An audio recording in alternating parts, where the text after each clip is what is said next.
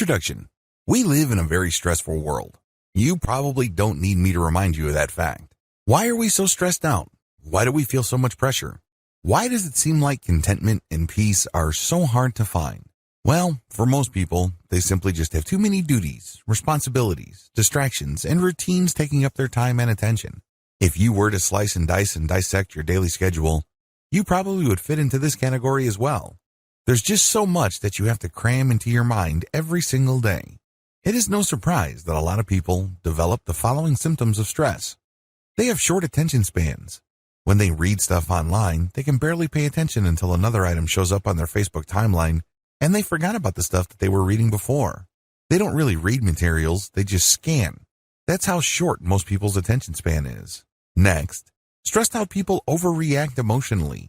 It seems like everything that you perceive or become aware of is some sort of judgment or is somehow, some way related to you. You personalize everything. Everything's personal. And it's no surprise that you tend to react emotionally. This may be due to the fact that you're stressed out. You may be reading too much into things. But unfortunately, once we open our mouths, we end up hurting people. We end up making decisions that we come to regret later on. Another symptom of too much stress is simply a lack of patience. You don't feel like you want to stick around for anything. This is a very serious problem because it can lead to road rage if you're stuck in traffic. This can lead to violent disagreements with friends and family members. You might hurt your relationships because you simply have grown impatient in dealing with people. People are people. It often takes time for people to get their act together. Finally, you get this generalized sense of anxiety and frustration. You can't quite put your finger on it, but you feel that something is missing in your life. You feel that something is just not right. Not surprisingly, it's very hard for you to find peace and contentment. It seems that at any given second, something wrong might happen. It may lead to you losing money, or it may lead to you suffering from some sort of illness. Whatever the case may be, something's off. Something's not right. Rarely do you feel that if your world is perfect. It is no surprise that, given these symptoms, the Western world suffers from several systemic dysfunctions. In the Western world, there are high divorce rates. Too many people quickly conclude that their marriage is simply not worth saving. So this blows up the divorce rate. People are just not that patient with their relationships. Another symptom involves the high levels of drug use. This is particularly deadly in the United States because of the current opioid epidemic gripping that country. Some people have always self-medicated to deal with stress and anxiety. Maybe they smoke weed. Maybe they do cocaine. Maybe they shoot up heroin. Whatever the case may be, it numbs or suspends the pain for at least a period of time until they have to go back to the real world. Finally, the Western world, as well as Japan, has always suffered from high suicide rates. This is another reflection of the prolonged systemic dysfunction produced by depression, stress, and anxiety. If you need proof of this, just look at the top prescribed medications in any given year in the United States and many parts of the developed world. What do you see at the top? Antidepressants or anti-anxiety medications. This is guaranteed. In the top 10 of prescribed medications, you will always see those too. Something's got to give. Unfortunately, most of the time, it is you. Thankfully, there is a better way to handle your mental resources. You don't have to stress out. You don't have to freak out. You don't have to be emotionally on edge every single time. You don't feel like something wrong is going on or something's about to get knocked loose. The best thing about this better way of handling your mental resources is that it is 100% drug-free. That's right. No chemicals are involved. This method is also 100% natural. You deal with your mind as it exists. You don't have to buy a machine. You don't have to take drugs. You don't have to ingest anything foreign into your body. It is 100% natural. It works with how your mind works. It is also 100% conscious. You're not going to hypnotize yourself. You're not going to be under the mental control of another person. Finally, this system enables you to remain in 100% control of your mind. You call the shots. You pick the method, and you work with it. It works on your schedule, on your terms, and based on your needs. Sound awesome? Wouldn't you like to try this better way? Are you sick and tired of the regular ways you deal with stress, anxiety, and the daily strains of modern living? Well, here's the answer. Meditation. This training teaches you the ins and outs of practical meditation so you can come up with a solution that works best for you. Common myths about meditation that might be turning you off. Near the end of the introduction to this training, you might be a little bit skeptical. You probably have heard of meditation before. However, you might not have been excited at first. I really can't blame you because a lot of people have certain preconceptions regarding meditation. A lot of these are really myths that serve to turn people off from this amazing practice that can free them from daily stress and pressure. Part of the reason for this is because of the religious or spiritual baggage of meditation.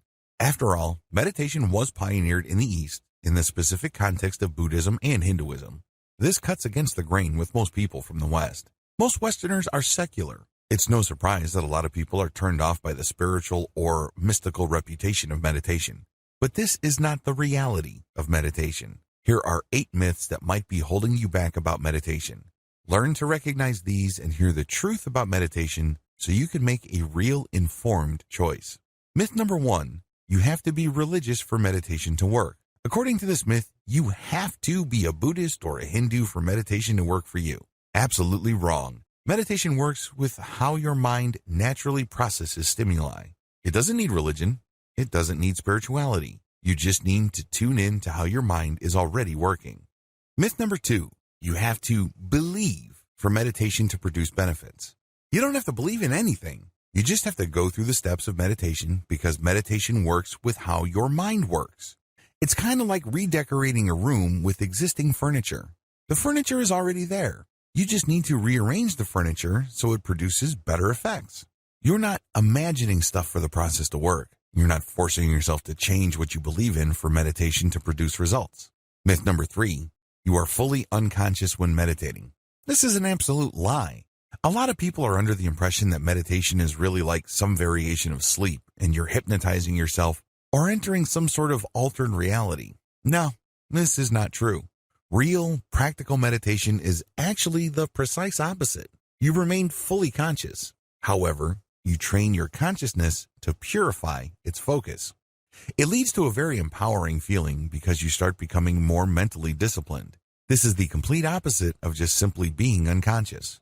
Myth number 4, you will fall under the influence of others easily when meditating. When you meditate, you are calling the shots because your focus is super filtered. It is super fine. Only you can do this. Nobody outside of you can guide you to achieve this level of clarity and focus. You have to do this yourself. Accordingly, you won't fall under the influence of others when meditating unless, of course, you want to. You always have that choice. But practically speaking, you are calling the shots. Myth number 5, meditation is another form of hypnosis. Hypnosis works when somebody outside of you guides you to achieve an altered state of reality. They basically change how you look at things. Maybe a hypnotist will make you change your mind about smoking or some form of addictive behavior. Meditation is very different from hypnosis because you're not gaining instructions. Instead, you are clearing away your mind to focus on how your mind works in a given moment. You're not taking in stuff. You're actually clearing stuff away. So there's nothing to get hypnotized about. What you have is pure focus. Myth number 6, it takes a lot of effort to meditate properly. Your mind is actually very powerful. To use machinery analogy, your mind already has gears that turn, and these are very powerful gears.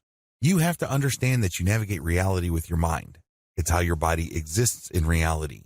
You perceive reality through your mind. When you meditate, you tap into that machinery and you purify it. In other words, the energy is already there. You don't have to exert new effort. Instead, again, to use the analogy of the room with furniture, you're just rearranging the furniture to produce a different effect. Myth number 7, you have to meditate for a long time for it to benefit you. Meditation, to a lot of people, is a lot of work. They think that there are many levels to it. Well, people who think that way are being confused by the traditional religion or spirituality that surrounded meditation because Buddhists think in levels. Hindus too, to a certain degree. Raw, practical, basic meditation can produce results for you right here, right now. Since your goal is not to attain some sort of mystical enlightenment, but to just live in the present moment and focus your mental energies, the benefit is almost immediate if you do it right. Myth number 8, people who meditate are gullible. This really is a slam against people who are looking for natural and self-controlled ways to deal with stress. This is an insult. The truth is, even if you are the most skeptical person in the world and you really have a tough time believing anything, if you just focus on the mental processes that you are already engaged in and direct it to a more natural alignment, you don't need to be persuaded of anything. It just works on its own. All of the 8 myths above will trip you up. Learn how to spot them in terms of your belief system. Let me tell you, what I'm going to teach you about meditation will not benefit you in the least if you hang on to any of these myths. Get out from under them and start enjoying the benefits you've been looking for. You need to start with as clean of a slate as you can. So make sure you go through your personal, mental, and attitude laundry list and clear out any of the myths above or anything related or similar enough to these myths. Otherwise, meditation may not work out for you. Meditation in a nutshell. What is meditation? We've already established in video 1 that it is not some sort of metaphysical, spiritual, or mystical state that you enter. It's definitely not some sort of attempt to achieve some sort of alternate reality or navigate some sort of spiritual truth. Instead, meditation works with how your mind already operates. The bottom line is, if your mind did not have a self-correcting system to achieve some sort of balance or some sort of inner peace at some level or another, you would have gone crazy a long time ago. That is the bottom line. Meditation really all boils down to getting in touch with that and becoming more aware of that machinery so you can call it into action when you need it and on your own terms. Your mind is a very powerful biochemical machine. It has all sorts of gears and processes and systems. Meditation just simply taps into this amazing interconnected network of internal systems that manage your personal reality to make the system work for you instead of against you. The cloud analogy. To get an understanding of how these systems work, I need you to imagine that you are looking at the world from 500,000 feet. At that distance, the world is a globe. You can see the clouds at the surface, and you can see some storms. And when you sink deeper, let's say to 200,000 feet, you can see the storms up close. You can see the lightning. You can see the movement of the air. You can even see the surface of the waters. You can see the heat of the deserts. There's a lot of commotion. There's a lot of stress. But when you sink another 200,000 feet, you can see everything up close and personal. There's a lot of turbulence. Then you sink another 500 feet into the ocean. It starts getting calmer. You can still see some patterns from the surface, or if you dig into the earth, you can see some mild disturbance. But when you get to the core of the earth, it's surprisingly stable. In fact, it's a molten core. It rarely moves. It's just liquid because of all the heat and pressure from the surface.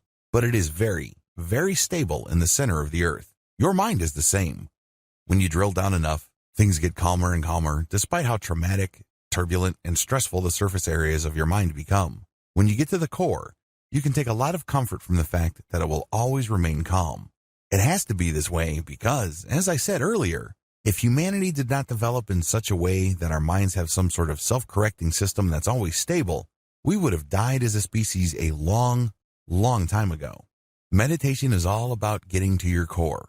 Practical meditation is all about getting to that inner core. It's all about getting to that part of your mind that is always at peace. It has these mechanisms that ensure that you keep going back to this sense of peace. Believe it or not, really stressed out people who are going through a living hell as far as their emotions, their relationships, their career, their finances, and everything else in their life, actually have a calm inner core. Unfortunately, that's just buried in all the stuff that's taking up all their mental energy. But it's not going to go away. It's always there. You are programmed by biology to have a calm inner core. Otherwise, you would have gone crazy a long time ago. The bottom line is simple. Meditation is all about living in the moment.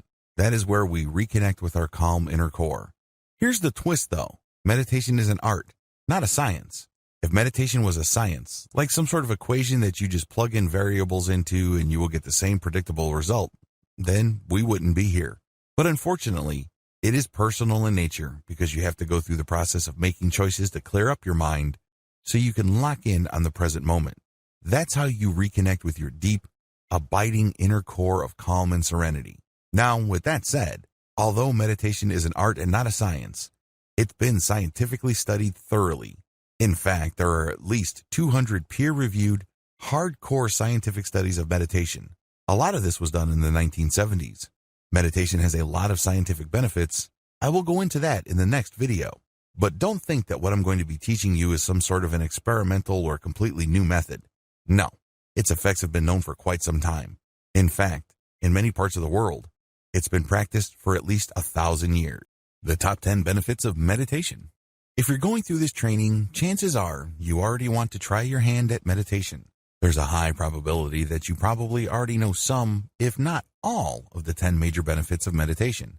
Just to be sure, if you're still in any way, shape, or form on the fence regarding this practical and all-natural way to relax, here are just the 10 major benefits of meditation. Please note that the actual list of meditation's benefits is quite long. These are just the most commonly reported benefits. Benefit number 1, it slows down your mind. Part of the reason why people are so stressed out is because they have 1,000 things on their mind. They're just so focused on so many things at the same time that they spread themselves too thin. They're not very patient. They don't have much focus, and it's very easy for them to drop the ball. It's very easy for them to spend day after day thinking that they really haven't done much with their time or the opportunities presented to them. By learning how to meditate on a practical basis, you slow down your mind. You're able to focus and appreciate one thing at a time. This is not a step back. In fact, this is a great way of reclaiming your ability to focus and control the many different areas of your life. Benefit number 2, it relaxes your mind. Focus is one thing, relaxation is another. Please understand that these are two totally different things. You can be focused on something that really stresses you out and take care of the problem. However, once the issue is done, you may still be tightly wound up. You may still be stressed. Meditation enables you to completely relax your mind. It is a great way of not only taking off stress, but also relaxing your mind. You get inner peace. You get serenity. Benefit number 3, it relaxes your body. There's a tight connection between your body and your mind. The less stressed your mind becomes, the more relaxed your body gets. These two are strongly tied to each other. By working on your mind, you go a long way in relaxing physically. Benefit number 4, you gain perspective. Part of the reason why people are so stressed is because they think that they're jumping from one emergency to another. They are literally caught in the end of the world every single crisis. It's as if they're putting out one fire after another. Well, it turns out that most, if not all, of the things that you're stressed about are nothing to stress out over. In the big scheme of things, they are really small potatoes. When you adopt a daily or consistent meditation practice, you get to see the big picture. Gaining perspective enables you to achieve some level of inner peace. Benefit number 5, you create distance between your emotions and your perception. One of the most common symptoms of stress is when everything seems to revolve around who you are, your personal value, and your goals in life. In other words, every small disappointment becomes a giant failure. When you don't agree with somebody else, instead of leaving it at a fairly shallow level, the disagreement becomes really personal. You really have a tough time letting go of your emotions. Well, when you learn how to meditate, you create distance between your emotions and perceptions. Just because you perceive certain things, it doesn't necessarily mean that you have to interpret things in a very emotionally negative way. The more you meditate, the calmer you feel. It doesn't have to be the end of the world. It doesn't have to be all about you. Life doesn't have to involve a tremendous amount of unnecessary drama. Benefit number 6, your focus increases in power. Where your focus goes, energy flows. Unfortunately, if you're stressed out, it's very easy for you to try to focus, but there's really not much power left. You can't muster the willpower needed to get stuff done, regardless of how much you think you've set your mind to something. At some level or another, something is tapping your energy. It's just leaking out of you, and you really can't, for the life of you, focus like a laser. When you learn how to meditate and control your mental processes, your focus grows in strength. You are able to target specific tasks with your willpower. When you do this, you become a more effective and productive person. Benefit number 7, your focus increases in clarity. Just as focus involves willpower, focus also involves clarity. Things start to make sense. Things fall into place. Unfortunately, if you're under a lot of pressure, it's easy to suffer from brain fog. Everything looks the same, everything is fuzzy, and it's hard for you to tell which is which. You don't even know what your priority should be or not. It is no surprise that regardless of how much focus stressed out people try to put on certain tasks, they can't get anything done. It's as if they try to impose their willpower to do certain things, but it turns out that they're doing the wrong things at the wrong time to produce the wrong results. They end up chasing their tails. When you meditate, your focus not only grows in strength, but it also grows in clarity. You start using your values as your filter as to what to focus on. This can have a tremendously positive result on your productivity as well as your sense that you are able to make things happen in your life. Benefit number 8, it lowers your blood pressure. In research study after research study, scientists have discovered that consistent meditative practice actually lowers blood pressure. This is a big deal because there is a cardiovascular disease epidemic in the United States and other developed nations. As people live more and more sedentary lives, heart-related issues are killing more and more people. If you meditate, you tend to naturally lower your blood pressure, and this can possibly prolong your life. Benefit number 9, it can speed up emotional healing. If you have a tough time forgiving people, By learning how to meditate, you can gain emotional distance from painful or anger-induced memories. Sooner or later, you are able to see things in perspective, and this puts you in a position to forgive. Now, this doesn't necessarily mean that if you meditate, you will automatically forgive people who you feel have done you harm. That will still be your choice. However, when you meditate, you start viewing things in perspective, and it's more likely that, if you want to, you can forgive and move on. This can go a long way in helping you heal emotionally. Benefit number 10, can bolster psychological repair. I wish I could tell you that all of us came from ideal childhoods. I wish I could tell you that we all had great pasts, and that we've always hung out with great people and we've always had amazing times. It would be awesome if we all came from nurturing, loving relationships and families. Unfortunately, that's not true. There are a lot of us who have suffered psychological wounds and are having a tough time recovering. When you meditate, you tend to gain perspective. This enables you to put yourself in the position to start looking at the past as well as the present consequences of your past with a fresh set of eyes.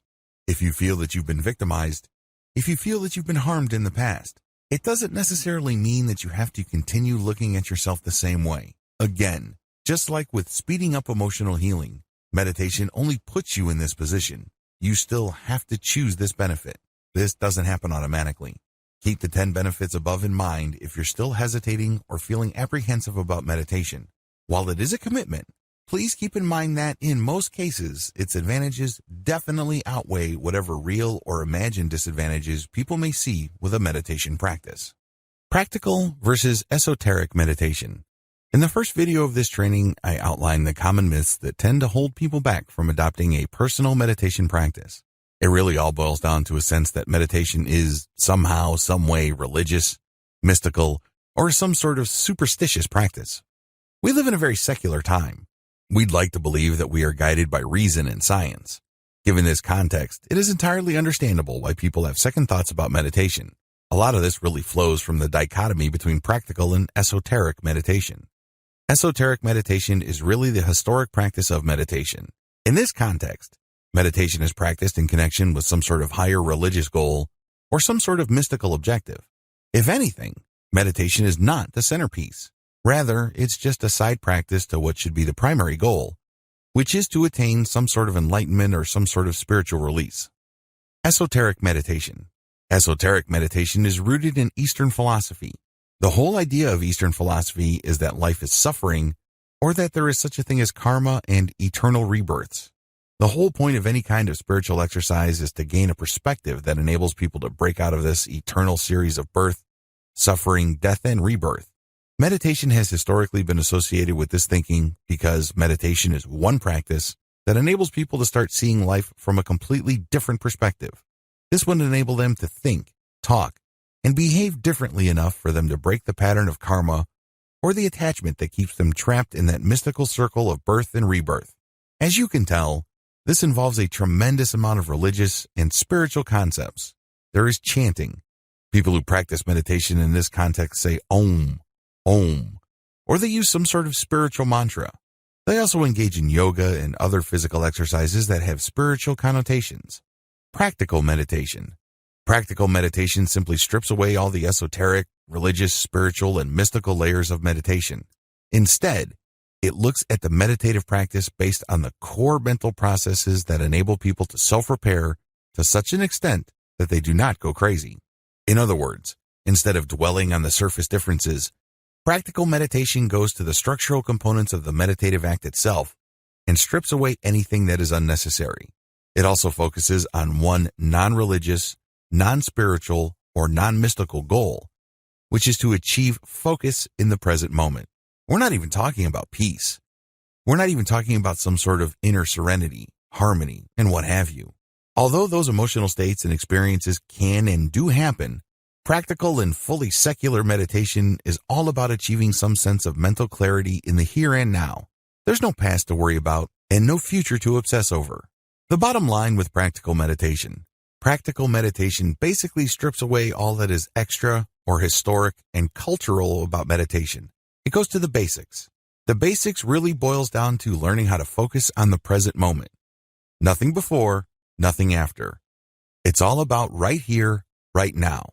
Using that, we get a tremendous amount of benefits, as outlined in video 3. The SEAL Quick Stress Relief. Starting with this video, I'm going to lay out the different purely secular methods of achieving a meditative state. Now, a lot of people might argue whether these methods are classical meditative techniques. But as I've mentioned in video 4, we really couldn't care less about whether it's traditional, classical, or what have you. Instead, our focus is to learn the basic practical, doable techniques that enable people to focus on the present moment. This is the key to relieving stress and removing unnecessary life pressures. The first method I'm going to teach you is the SEAL Quick Stress Relief Method. This method was pioneered for the U.S. Navy SEAL program. SEAL stands for Sea, Air, and Land Teams. These are highly trained, mission-critical military units run by the United States Navy. These are the seasoned military specialists that often see action first in any kind of armed conflict. In other words, you have to have your wits about you. Usually, they get sent in to clear out an area. They plant bombs. They do sabotage. They do all sorts of highly stressful military work. It follows that the U.S. Navy invested a tremendous amount of money to enable these military specialists to achieve instant or almost instant peace of mind right before they do a task. Also, if they're in the middle of a firefight or they are in the middle of a very sticky situation that can be fatal, they get the U.S. Navy invested in this training to help them calm down and remain focused on the task at hand. The SEAL method. The SEAL method is actually pretty straightforward. You breathe for a few seconds. It could be 4, it could be 10, as long as it's not too long for you to be uncomfortable. You breathe and then hold, and then you release, and then you hold. Basically, you breathe in, and then you hold it for however many seconds. You then release your breath, and then at the end of that stage, when all the air has left your lungs, you hold it for the same number of seconds when you were breathing. You repeat this about 3 to 8 times. Again, as long as it's comfortable. Guidelines. When you're doing this, you don't think. You know you're doing it wrong when you're thinking. Instead, you should just focus on what you're doing. Focus on the air coming in, focus on holding your breath, then focus on the air going out. If you keep repeating this with your focus solely on your breath and what your body is going through, the relaxation will come. Your mind starts to unclench. You're no longer worried about stuff at work. You're no longer worried about your relationship. You're no longer worried about your childhood. You're no longer obsessing about that person you can't forgive. None of that matters. Instead, you focus on the here and now. That's when the relaxation comes. Ideally, you should start with the SEAL method for quick stress relief. This is the easiest meditation method and it delivers the quickest results. Once you learn to de-stress using this technique, you should then go deeper by adopting the methods described in the following videos of this training. Counting your breath. With this method, you're just going to focus on your breath and nothing else. By doing this, you achieve a tremendous amount of relaxation. If you practice this long enough, you can achieve a very deep and abiding sense of inner peace. It's fairly straightforward. There are really no moving parts. It's not complicated at all. Preparations. First, you need to find the right spot. Generally speaking, you should do this in an area where you're not going to be disturbed. There should be no distractions in terms of what you can see, hear, smell, taste, touch. It should be a place that will only be available to you for around 10 to 15 minutes. It doesn't really take all that long, but you have to be in the right spot for a long enough period of time for this meditative technique to benefit you. Second, you're going to close your eyes. This is a technique that you cannot do with your eyes open. Remember, we're basically going to avoid any kind of distractions. These distractions can be seen, heard, smelled, tasted, and touched. No distractions. So you close your eyes and you just focus on one thing and one thing alone. Third, focus only on your breath. How are you going to focus on your breath? Well, you're not going to focus on it by feeling it or hearing it. Instead, you're going to watch it. In other words, you turn your mental camera to your breath. You imagine yourself seeing yourself breathe in and breathe out. The key here is to feel it with your body and see it in your mind's eye. Eventually, these two sensations will line up. So it diverts your attention from the stuff going through your mind as well as the stimuli that your body is picking up. Instead, everything is focused on your breath. Your conscious attention is focused solely on your breath. You breathe in slowly and you breathe out slowly. Everything is focused on the area of your body where the breath is coming in and going out. The key here is to not control your breath. The key is to not be self-conscious. Instead, you're just paying attention to this natural flow. When you feel that there's a strain in your lungs, you're doing it wrong. It means you're being self-conscious. It means that you're trying to force things. This should not be forced. It is actually effortless. You're just basically turning that mental camera that you have from obsessing about all these stresses or drama happening in your life to just focusing on your breath. That's all it will be focused on. And if you keep this up long enough, you will become very, very relaxed. It leads to a tremendous amount of inner peace. However, let me tell you, in the beginning, it's going to be quite difficult. You might even feel bored. You might even feel like you're wasting your time. It's because this is something new. Your mind is not used to thinking this way. After all, your mind has grown accustomed to thinking about 1,000 different things at once. It's used to using up a tremendous amount of energy. Now, you're using very little energy and you're focusing on only one thing. As you can imagine, that takes some getting used to.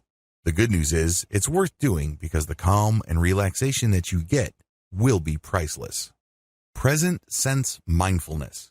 With this technique, you focus on what you see in front of you. In other words, you're going to be meditating or practicing mindfulness with eyes wide open. You're just working with your awareness. You're training your awareness on one thing and one thing alone. Steps to present sense mindfulness. The first step is to practice the breathing patterns that you learned in video 6. Focus on your breathing until you achieve a sense of relaxation. You do this with your eyes wide open. You can do this in a room with no other people, but there are objects in the room. You do this with your eyes open. Ideally, you shouldn't do this in any place where there are loud noises or music. Next, you're going to focus on an object in front of you. It can be a tree, a park bench. It can be a house.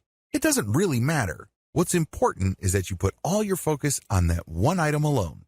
The key is to look at that item. You're not out to enjoy it. You're not out to judge it. You're definitely not out to analyze it. Instead, you're just looking at it. The key here is to see clearly. You're going to basically be looking at all the details. It's not like you're searching for something. Instead, your job is just to take it all in. It is kind of like taking a very thorough, high-resolution snapshot of that item that you've chosen to look at.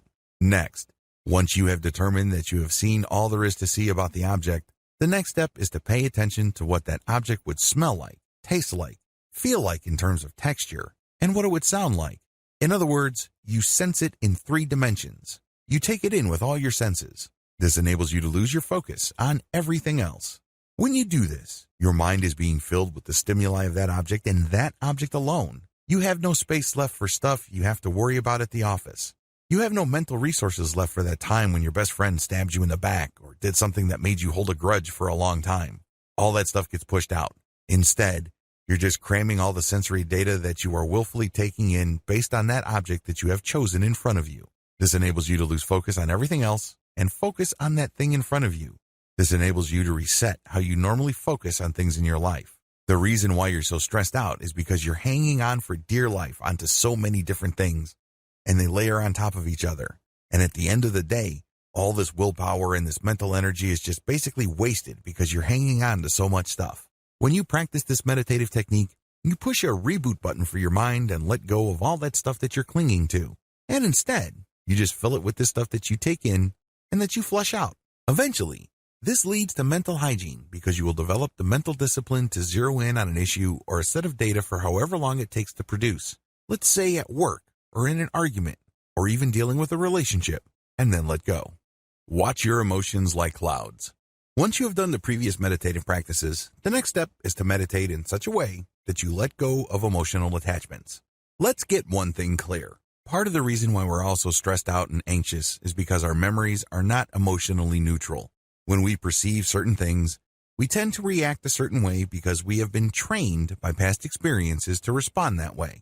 What if I told you that in many cases, we respond in a very unproductive and downright negative way? We could be responding in more neutral or more positive ways, and our lives could be more productive. Instead of wasting a tremendous amount of emotional and mental resources feeling negative, angry, frustrated, guilty, upset, you name it, we can focus more on feeling appreciated as well as content. It's all a choice. But unfortunately, if we hang on to these past memories and we judge them in a predictably negative way, we lose sight of the fact that we can always choose our judgments. We feel that our negative analysis is just who we are. It's part of our identity. It's part of our personality. Well, it isn't. It's always a choice. With this technique, you gain some freedom from the emotional roller coaster ride that you feel just takes you to negative territory like clockwork. Here's how it works.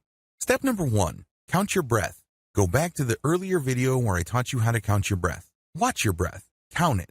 Focus on your breath. At a certain point, you will relax. You can use the SEAL method, or you can use the more intensive breath counting and watching method I discussed earlier. Whatever the case may be, Keep doing it until you sense relaxation. Step number 2, close your eyes. Once you feel that you have reached a certain level of relaxation, close your eyes. Everything should go black. Allow yourself to relax even deeper. Allow yourself to slow your thoughts down. Just focus on the calmness of the darkness. There's nothing to prove here. You don't have to be somebody that you're not. You have nobody to impress. This is just you and your thoughts. It's just calm, pure darkness. No light, no color, nothing to get worked up about. Step number 3, focus on your thoughts. Once you have relaxed, pretend that you are in some sort of movie theater and you're sitting back and you're seeing scenes. These are your thoughts. When you assume that perspective, you would realize that you're thinking a lot. If you're a normal person, a lot of mental images flash through your mind. In fact, we go through so many mental images, oftentimes we're not aware of them all. So sit back and just see your thoughts play out. Step number 4, make sure not to judge or analyze your thoughts.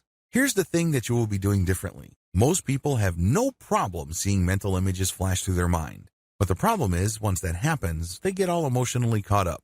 For example, you had an ex who cheated on you, stole from you, or otherwise did bad things to you. How do you think you would feel when you see something that reminds you of him or her? You probably don't feel all that good.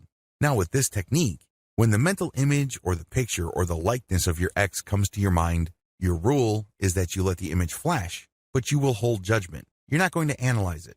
You're just going to acknowledge that this is the image of my ex, this is the image of my boss, this is a scene from my childhood, this is a scene where I was let go at work, this is a scene at jail. Whatever the case may be, you're seeing all these mental images, but you're not judging. You are acknowledging. It's very important that you know the distinction. You're not engaged in pretending to not see something. For example, if there was a fire in your childhood, you're not going to say, well, this was a happy moment in my childhood. No, this was a fire in my childhood. But this is going to be different from this is a very traumatizing childhood memory that basically destroyed my life because I lost both parents. Do you see the difference? There's no judgment here. You just say, this is a fire that happened when I was a child. It's stripped out of all emotional baggage. It's stripped out of all emotional trauma. Acknowledge and describe in a very objective, flat, and neutral way. This is not going to happen overnight. If you are carrying around a very heavy weight, maybe child sexual abuse, maybe you were unjustly punished. Whatever the case may be, you just need to focus on what you see. Do not judge. Do not analyze. Just acknowledge it and then move on to the next step. Step number 5, let your thoughts pass like clouds. One of my fondest childhood memories involves me and my cousins just going up to this little hill, and for what seemed like hours, we would just lay back on the grass and watch the clouds pass by. My cousin would say, that's a bicycle. I would say, no, that looks more like a dog. There was, of course, no right or wrong answer. Everyone's entitled to their opinion. Every person's guess was as good as all others. It was a lot of fun because we were exercising our imaginations. We were, after all, just watching clouds pass by. There were countless clouds before them, and there will be countless clouds after them. They are here one moment and gone the next. I want you to do the same with your thoughts, but let them pass like clouds. Just like clouds, your thoughts just pass through. Let them pass. Don't deny them. Don't pretend they are something else. Don't argue with them. Don't bargain with yourself. Just observe the thought clouds honestly. In other words, when the mental image flashes, acknowledge it. For example, this is a fire that happened when I was 3 years old. This is an image of my parents about to leave for the United States when I was 3 years old. Whatever image you have from the past, strip it of all emotional judgment or analysis. Make sure you empty the mental image of any emotional content that might trip you up or set you off into an emotional analysis. Compare this. This is the fire that happened when I was 3 years old. 2. This is that devastating fire that made my family homeless for 3 years. My father was very angry during that fire, and he has not stopped being angry since. We lost it all. I was only 3 years old. See the difference? The first case involved just describing the facts, nothing more, nothing less. The other case includes a lot of analysis and commentary. These lead to you getting thrown off track. Learn to spot the difference. Recognize the point when you stopped objectively describing and started emotionally reacting. It doesn't make it any less real, mind you, but you're just acknowledging it because we're not engaged in self-delusion here. We're not trying to trick ourselves or hypnotize ourselves into thinking that these events, which ultimately are very traumatic and hurtful, did not happen. Instead, you're just acknowledging. And then the next step is what makes it really powerful. When you acknowledge, you then let it pass like a cloud. Just like a cloud, it's going to zoom over your head. It's going to linger slowly, depending on how strong the wind is. but you just let it pass. Eventually, it will pass. Step number 6, enjoy the emotional distance.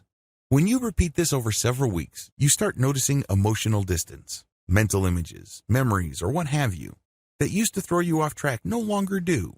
Maybe there was a memory that used to make you cry like you were on autopilot. Now you don't do that. You just say, well, that happened to me when I was 4 years old and my housekeeper was in that memory. Then you let it pass.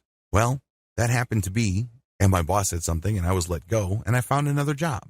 You let it pass. Well, that was my best friend and my ex-girlfriend. You let the memory pass. You do this over and over again, and the more successful you become at it, the greater the emotional distance. Eventually, all that stuff that used to drag you down and hold you back is left in the past. Congratulations. Meditation best practices. Meditation is like working out. When you work out, you put a lot of stress on your muscles. That's how they get bigger. That's how they get leaner. That's how they get stronger. The same applies to your mental muscles, because that's what meditation is. It's a mental workout. Physical muscles get soft if you don't challenge them or you don't put pressure on them. With meditation, you're going to challenge and put pressure on your mental muscles. Believe me, it is quite a workout to let a mental image just pass over your head like a cloud without judging it. For example, there was an episode of your childhood that used to burn you through your core because it was really humiliating. It was disgusting. Whatever it was, it takes effort to do that. But that's how you challenge your mental muscles. And the more pressure you put on it, the stronger it gets. Practice daily. The good news here is that you don't have to spend all day meditating. In fact, if you're doing that, you're overdoing it. That's probably going to do more harm than good. Instead, focus on spending no more than 15 minutes a day. With meditation, a little bit of consistency goes a long way. So focus on your meditative practice for no more than 15 minutes every day. 15 minutes is plenty. Associate your meditative state with certain stimuli. This is for advanced students. Usually, by this point, it will probably take months, if not years. But most people, if they're consistent, will reach this point. When you perceive any new stimuli, allow yourself to focus on your meditative state. You're basically linking the meditative state of peace, calm, inner serenity, and harmony with stimuli that normally upsets you. For example, if you work with an ex, it can be quite uncomfortable, awkward, and frustrating. This person broke your heart, this person cheated on you, or you're embarrassed because it didn't work out. Whatever the case may be, it's going to be very hard to handle that stimuli. After you've meditated and you've gained some emotional distance, allow yourself to look for that stimuli and link it with a meditative state. In other words, you are replacing the stress, discomfort, and embarrassment that you normally feel when you perceive that stimuli. Maybe it involves seeing the face of your ex or hearing his or her voice, whatever the case may be. Now, you're replacing it with a meditative state. The meditative state, of course, involves a sense of calm, being in control, clarity, peace, healing, restoration. So instead of that person's voice or image just stressing you out, upsetting you, now it calms you down. You say to yourself, I'm okay. There's nothing to get hung up about. I can deal with this situation, this person, these memories at a certain level, and I'll be okay. Sure, in the beginning this is going to be difficult because of your mental habits. When you were just starting out, the urge to go back to your old reactive patterns with its rush of negative emotions seems to be all but irresistible. This is the hardest part, but you can overcome. Choose to override this natural tendency, and it will get easier and easier to respond to life stimuli based on your highest values instead of your feelings or whatever is convenient or easy. The more opportunities you seek to practice your newfound power over your emotions, the stronger your mind becomes. It also makes the link between certain positive stimuli and positive emotions or positive mental states. Of course, none of this happens all at once. It takes time. Still, every time you successfully choose to focus on being calm and successfully recall the mental calmness of your meditative state, the easier it gets. The secret is practice. Interestingly enough, to get the practice you need, you actually have to seek out situations or stimuli that normally stress you out. That's the only way you can test out your ability to recall a calm inner peace. Usually, people do not need help recalling stressful, embarrassing, traumatic, or painful memories. Start there. Since these are thoughts, you have a lot more control over the thought and the outcome. Compare the above to testing out your meditative recall skills on actual people. People can be quite random. You might have a very sticky situation on your hands, and unlike memories, there's no rewind button if you end up saying or doing something that harms your relationship or takes it to a much lower level.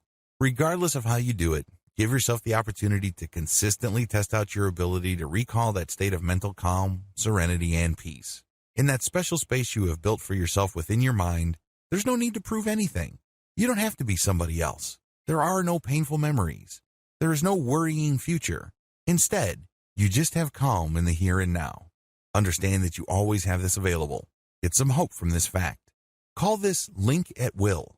Once you have trained yourself to remember that meditative state when situations present themselves, the next step is to call it at will, meaning you yourself will trigger that meditative state. You no longer need stimuli.